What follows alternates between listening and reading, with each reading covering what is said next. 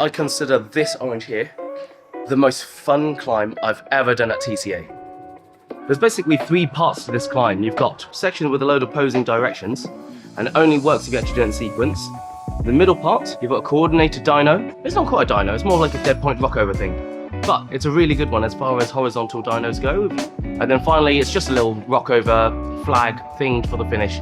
By far the easiest section, but the first 2 sections are really good fun. The main thing for this first section is when you go from this toe hook over here, because of the opposing forces with those 2 slopey holds, the only way you actually stay on them is by getting your foot onto this next foothold over here pretty quickly. So the foot swap on this needs to be pretty swift. You can't do it as 2 separate movements, it's 1 coordinated move with a foot swap straight onto this one. Even just getting started on here, because neither of these are particularly great handholds, especially with this upper one, you're using these as a double gas on, pulling in the other opposing directions. So you do need to get yourself really close to the wall. You can't lean back against this wall, otherwise you will just fall off immediately before you even get the toe hook start.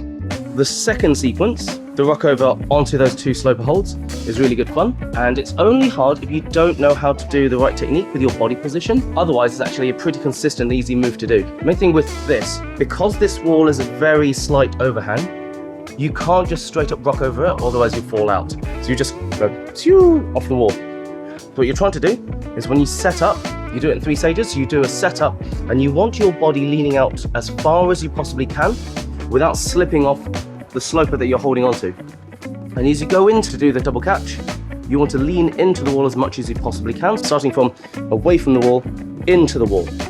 And as you catch it, obviously you're going to fall out. What you're trying to do is you're trying to kick your left foot behind you so that your central gravity stays close to the wall at all times, even though your leg is taking the momentum away from the wall. So you remain on the wall. And the final move is a pretty simple step onto this horrible foothold here. Because it's not a particularly great foothold, the only way you're going to stay on that is by placing a lot of pressure. So you're going to bounce on this one, get your feet up, sorted out, and as you're placing a lot of pressure on this one, use that opportunity to go for the finish.